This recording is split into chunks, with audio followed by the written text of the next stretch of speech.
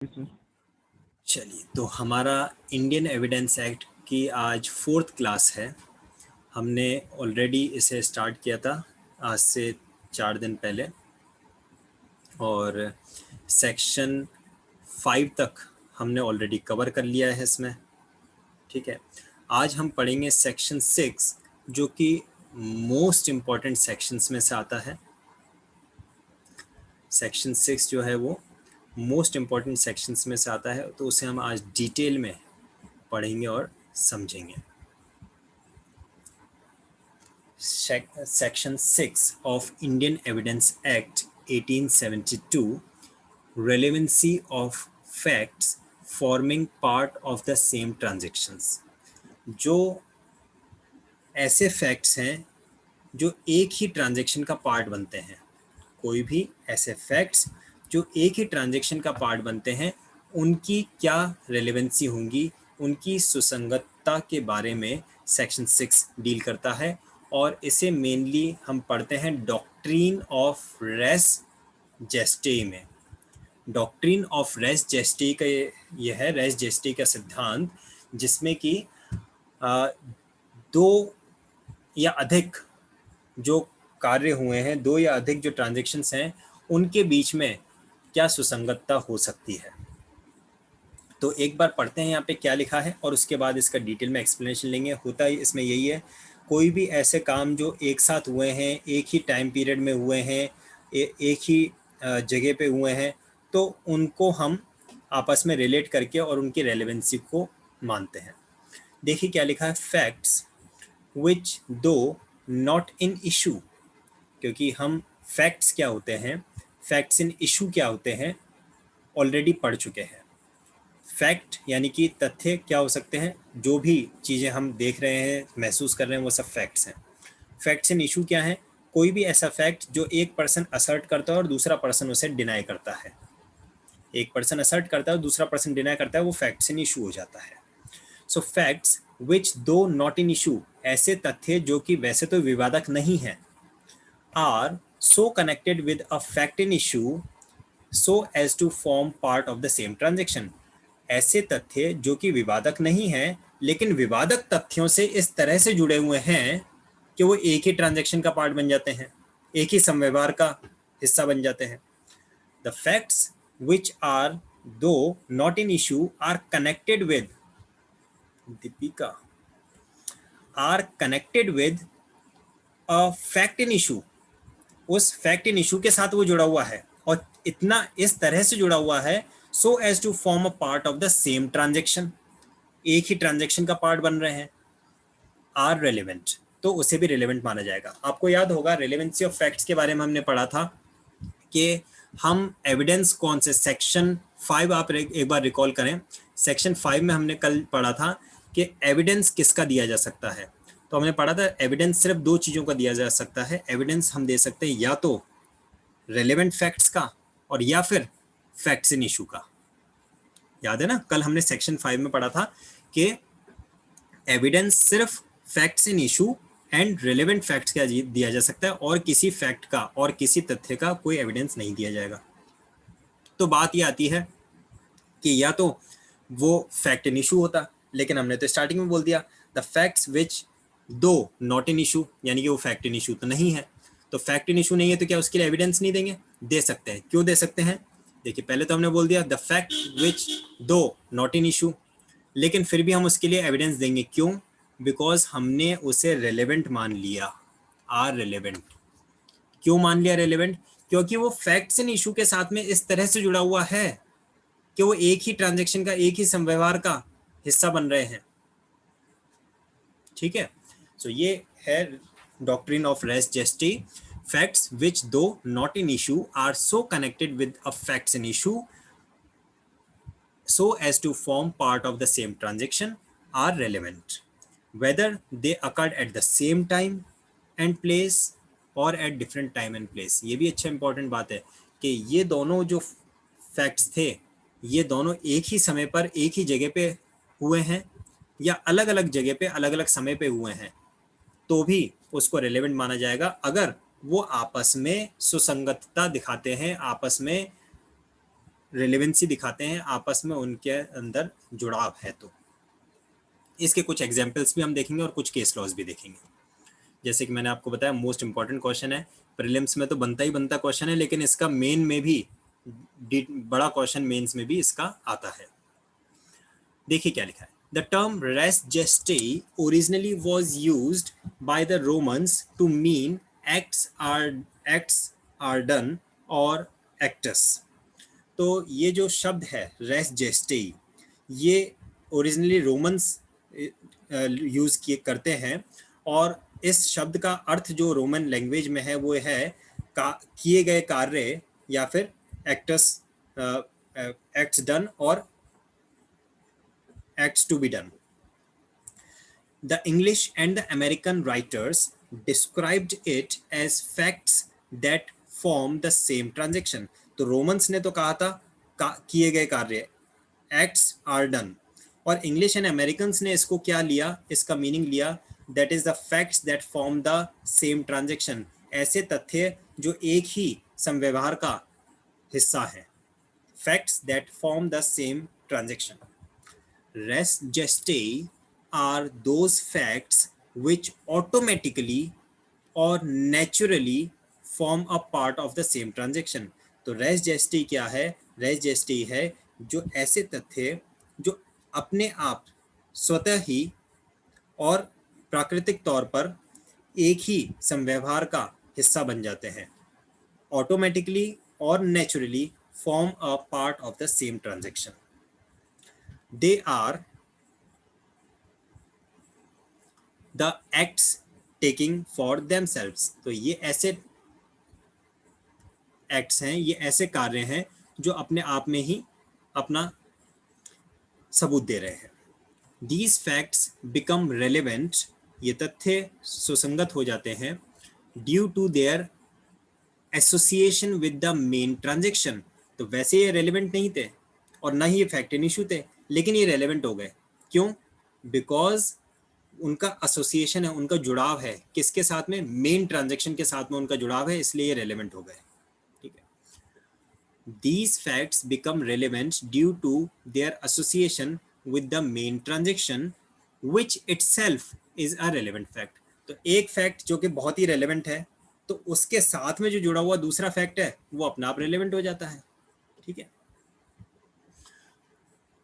Main transaction which itself is a relevant fact in the nature of facts in issue। Circumstantial facts, परिस्थिति जनक साक्ष्य जो तथ्य जो होते हैं, circumstantial facts are admitted as forming a part of res gestae। तो circumstantial facts जो भी होते हैं उन्हें भी res gestae का पार्ट मानते हुए ही admitted माना जाता है, अदरवाइज उनको inadmissible माना जाता। That is, it being a part of the original proof of what has taken place।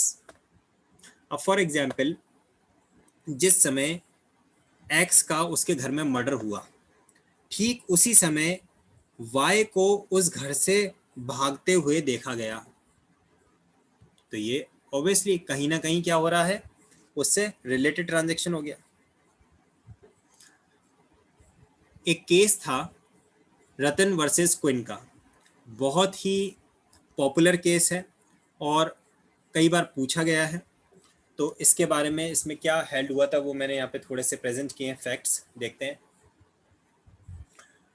The victim, that is the wife, had called the police for help, but before operator could connect her to the police, her call was disconnected। तो जो victim है, जो कि एक पत्नी थी, उसने police को कॉल किया, जैसे कि डायल 100 होता है ना पुलिस हेल्पलाइन पे, कॉल किया, लेकिन ऑपरेटर पुलिस को कनेक्ट कर पाता उससे पहले ही कॉल डिस्कनेक्ट हो गया। Later, the police found her dead body from her house from where the call was made।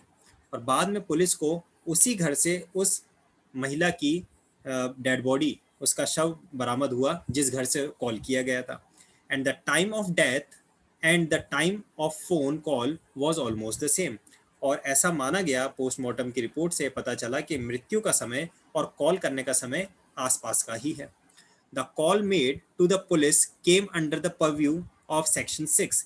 तो जो पुलिस को कॉल किया गया ये सेक्शन 6 के क्षेत्र में आ गया। उसके क्या कि अगर वो पुलिस को कॉल कर रही थी और अचानक से कॉल डिस्कनेक्ट हो गया और बाद में उसकी लाश मिली, इसका मतलब कहीं ना कहीं उसके ऊपर कोई खतरा था और उससे वो बचने के लिए पुलिस को कॉल कर रही थी।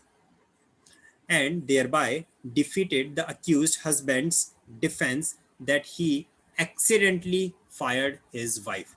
तो हस्बैंड ने, उसके पति ने ये डिफेंस लिया था, इस बात का बचाव लिया था कि भाई ये जो गोली मुझसे चली है ये तो दुर्घटना पूर्वक चल गई है, अचानक से एक्सीडेंटली चल गई, मैं कोई इसको मानना नहीं चाहता। अगर एक्सीडेंटली गोली चलने वाली बात थी तो वाइफ ने पुलिस को कॉल क्यों किया? वाइफ को पुलिस को कॉल करने का समय कहाँ से मिल गया? गोली तो अचानक चली थी अगर तो, लेकिन क्योंकि उसने पुलिस को कॉल कर दिया था और पुलिस को कॉल करना किया, ये इस बात का सबूत हो गया कि गोली एक्सीडेंटली नहीं चली थी, उसको पहले से महसूस हो गया था कि मेरा हस्बैंड मुझे गोली मारने वाला है, इसलिए उसने पुलिस को कॉल किया था। तो ये सेक्शन 6 में आया। रटन वर्सेस क्विन का काफ़ी पॉपुलर केस ये है, सेक्शन 6 रेस जस्टिस से रिलेटेड। एक और केस है सुखार वर्सेस स्टेट ऑफ यूपी। देखें इसमें क्या लिखा है। The accused in this case shot the victim when he raised an alarm. जैसे ही विक्टिम ने अलार्म बजाया तो अक्यूज ने उस पर गोली मार दी। On hearing the alarm the witness reached almost at the same time when the victim told that the accused shot at him. और जैसे ही अलार्म सुना तो जो विटनेस है, जो गवाही देने वाली थी, वो वहां पे पहुंच गया और पहुंचा तो विक्टिम ने उसे कहा कि ये जो अक्यूज सामने खड़ा हुआ है इसी ने मुझे गोली मारी है। The victim did not die, लेकिन विक्टिम की मृत्यु नहीं हुई। The accused was charged with section 307 IPC 1860, obviously attempt to murder के लिए उस पर चार्ज लगा। However during the trial the victim died, लेकिन जब वो ट्रायल चल रहा था उसके दौरान उस व्यक्ति की मृत्यु हो गई। Despite being hearsay evidence.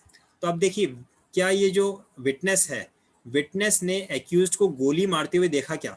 Witness ने एक्यूज्ड को गोली मारते हुए नहीं देखा। समझ रहे हैं हम बात को? क्योंकि अक्यूज ने विक्टिम को गोली मारी और विक्टिम ने अलार्म बजा दिया। अलार्म की आवाज़ सुन के विटनेस वहां पे आया और विटनेस को फिर उस विक्टिम ने कहा कि हाँ भी इसी अक्यूज ने मुझे गोली मारी है। विटनेस ने अपनी आंखों से नहीं देखा था। तो विटनेस के लिए ये कौन सा एविडेंस है? ये हियर से एविडेंस है, सुश्रुत साक्ष्य है।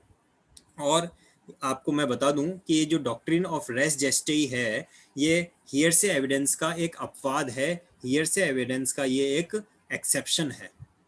नॉर्मली हियर से एविडेंस एडमिसिबल नहीं होते हैं by the court of law, लेकिन जो रेस जेस्टेई का डॉक्ट्रिन है ये हियर से एविडेंस का एक एक्सेप्शन है।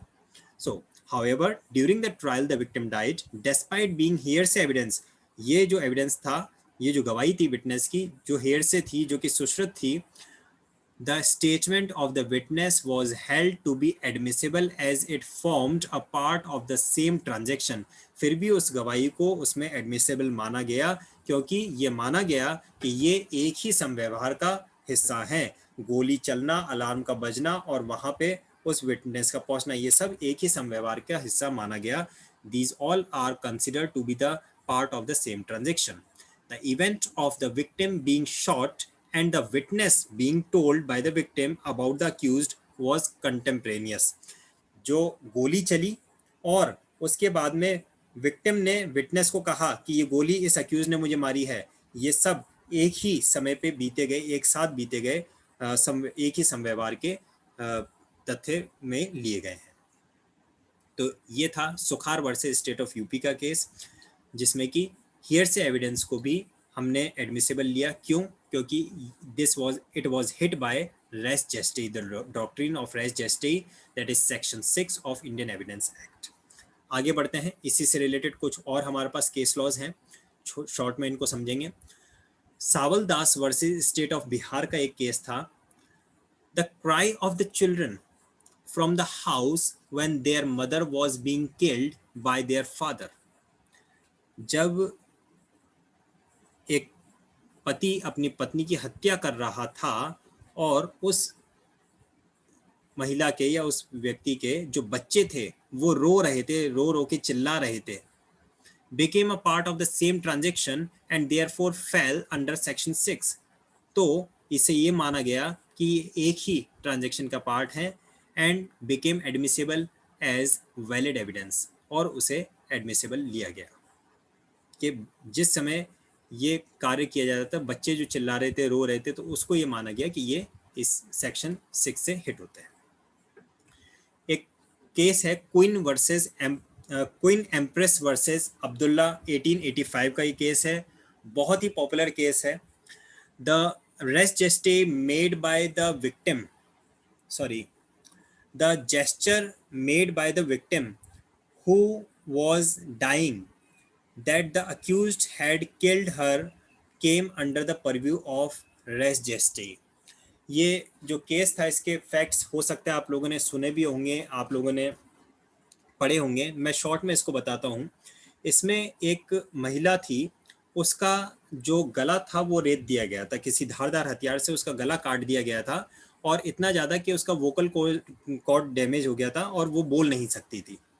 तो उसके जो परिवार के सदस्य थे, उसके रिलेटिव थे, वो हॉस्पिटल में उसके पास में थे, और उन्होंने कहा कि मैं एक एक करके यहाँ हॉस्पिटल में जितने लोग मौजूद हैं उन सबका नाम लूँगी, और तुम बोल तो नहीं सकती हो, लेकिन जैसे ही मैं जिसने तुम्हारे साथ ये किया है उसका नाम जब मैं लूँ तो तुम मेरा हाथ दबा देना।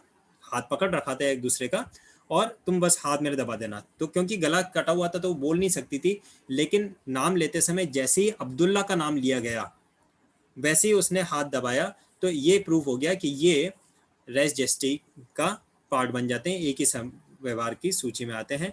और खैर उसकी डेथ हो गई बाद में, वो डाइंग डिक्लेरेशन में भी उसको लिया जा सकता है, लेकिन बात ये थी कि उसने खुद ने नहीं बोला था, जो विक्टिम था उसने खुद ने नहीं बोला था, लेकिन उसने जिस तरह का जेस्चर दिया था, उसने जो भाव भंगिमा दी थी, उसने अपने हाथ से अपने रिलेटिव को हाथ को दबा के, क्या हाँ जैसे अब्दुल्ला का नाम लिया गया उसने हाथ दबाया, तो ये इसको रेस जेस्टी का पार्ट माना गया था।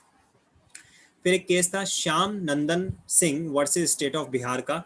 N FIR was lodged soon after the incident by persons who witnessed it. व्यक्ति ने जैसे ही कोई एक इंसिडेंट देखा, उसके जस्ट बाद में जाके उसने एफआईआर लॉन्च कर दी। It was held to be a part of the happening, so it came under the purview of section 6। तो ये भी माना गया कि इसका एफआईआर लॉन्च करवाना ये उसी कार्य का पार्ट है, क्योंकि जैसे ही उसने इस इंसिडेंट को देखा उसने एफआईआर लॉन्च की है। फिर एक केस है Javed Alam versus state of Chhattisgarh. Supreme court held that section 6 is exception to the rule of hearsay evidence. ये मैंने अभी थोड़ी देर पहले आपको बताया। तो इस केस में सुप्रीम कोर्ट ने हेल्ड किया था, दैट इज जो हियरसे एविडेंस है नॉर्मली वो एडमिसिबल नहीं होता कोर्ट ऑफ लॉ में, लेकिन सेक्शन 6 इसका एक अपवाद है। फिर एक केस था R versus Bedingfield 1879। This is exception to section 6। ये ध्यान से सुनिएगा आप। आर वर्सेस बेडिंगफील्ड का जो केस है ये सेक्शन 6 यानी कि रेस जेस्टे का एक्सेप्शन है। जब मैं इस केस के फैक्ट्स को आपके सामने पढ़ूंगा तो आपको लगेगा कि सर ये तो रेस जेस्टी का ही होना चाहिए, इसमें तो इसे तो एक ही समव्यवहार का भाग माना जाना चाहिए, लेकिन this is actually an exception. इसमें सेक्शन 6 को नहीं एक्सेप्ट किया गया था। ठीक है, तो इसमें हुआ क्या था, a woman with her throat cut came suddenly out of a room when she was in a room at the time in which she had been injured, and shortly before she died said, "Oh dear auntie, see what Bedingfield has done to me."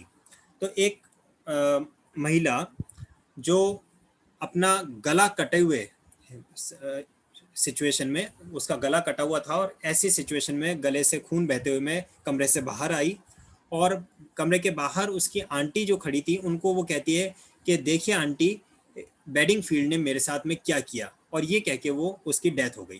तो आप situation देखिए, उसके ऊपर वार हुआ है, हमला हुआ है, और उसी स्थिति में उसने कहा कि मेरे साथ में बेडिंगफील्ड ने देखिए क्या किया। इसका मतलब क्या है, बेडिंगफील्ड ने ही उसके ऊपर यह हमला किया होगा। बेडिंगफील्ड वाज अ पर्सन।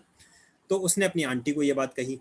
तो होना तो ये चाहिए था कि उसको सेक्शन 6 का पार्ट मानते हुए एक्सेप्ट एडमिसिबल करना चाहिए था, but it was held inadmissible as the part of transaction in question. The betting field was subject to severe criticism, and approach of betting field is no longer followed in England or any other country. तो उस समय तो इसको inadmissible ले लिया गया, लेकिन बाद में इसका बहुत क्रिटिसिज्म हुआ, और after that this case law was not at all followed by any of the English law और एनीवेयर एल्स, क्योंकि साफ साफ जहाँ नज़र आ रहा था कि इसे एक्सेप्ट किया जाना चाहिए था. तो ये था सेक्शन 6 से रिलेटेड कुछ मैंने आपके साथ डिस्कस किए केस लॉज. कुछ और पॉइंट्स हैं, इनको भी हम देख लेते हैं. Ram Singh versus colonel Ram Singh AIR 1986 का ये केस है, ये भी काफ़ी इम्पोर्टेंट है. टेप रिकॉर्डेड एविडेंस जो है उसे भी एक्सेप्टेंस मिलती है, उसे भी हम एविडेंस में लेते हैं. इससे रिलेटेड ये केस है. It was held that the tape recorded evidence is admissible provided that the originality and the authenticity, दो वर्ड आए हैं यहाँ पे, originality and the authenticity of the tape are free from doubt. The contemporaneous dialogue tape recorded may form a part of res gestae, and it is relevant and admissible under section 6, that is res gestae, section 7, section 8 of the Indian Evidence Act. तो section 7 and 8 को तो आगे further हम पढ़ेंगे. खैर, तो बात यह कि अगर उस टेप रिकॉर्ड का पूरी तरह से ऑथेंटिसिटी एंड ओरिजिनलिटी के ऊपर कोई क्वेश्चन नहीं है, तो टेप रिकॉर्डेड एविडेंस को भी रेस जेस्टी का पार्ट माना जा सकता है. This was held in Ram Singh versus colonel Ram Singh 1986 का ये केस था. Now there are certain criticism are also there regarding the doctrine of res gestae, because क्योंकि ये हेयर से एविडेंस का एक्सेप्शन है, तो there are certain authors who given the criticism regarding this doctrine. The doctrine of res gestae has often been criticized. तो कुछ लोगों ने इसका की आलोचना भी की है. According to Wigmore, the rule of res gestae is not only useless but also harmful. Wigmore के अनुसार जो रेस जेस्टे का सिद्धांत है वो ना कि सिर्फ बेकार है बल्कि हार्मफुल भी है, हार्म पहुंचाने वाला भी है. It is useless because every of it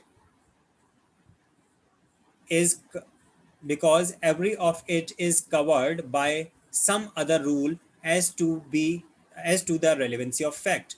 तो ये यूजलेस यानी कि बेकार इसलिए है क्योंकि जो बातें इसमें कही गई हैं वो किसी न किसी अदर सेक्शन में वैसे भी कवर हो जाती हैं. तो जब दूसरे सेक्शंस में कवर हो रही है तो अननेसेसरी एक एक्स्ट्रा सेक्शन लगाने की ज़रूरत क्या है. It is harmful because it creates confusion about the limitations of the other rules. और ये खतरनाक इसलिए है क्योंकि ये दूसरे जो रूल्स हैं, दूसरे जो सेक्शंस में लॉज स्पेसिफाइड हैं, उनके लिमिटेशंस के बारे में कंफ्यूजन क्रिएट कर देता है, उनके लिमिटेशंस को या तो एक्सटेंड कर देता है या कम कर देता है. The precise limits of res gestae are themselves not easy to define. So simply speaking, the limits of res gestae cannot be defined in a precise manner.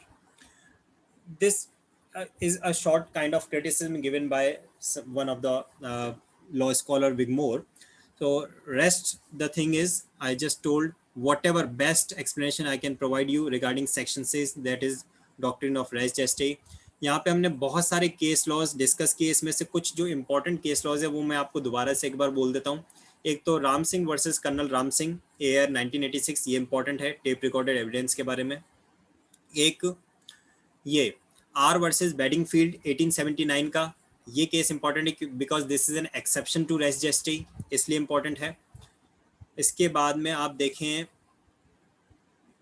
Queen empress versus Abdullah 1885, ये important case law है जिसमें gestures के through बताया गया था.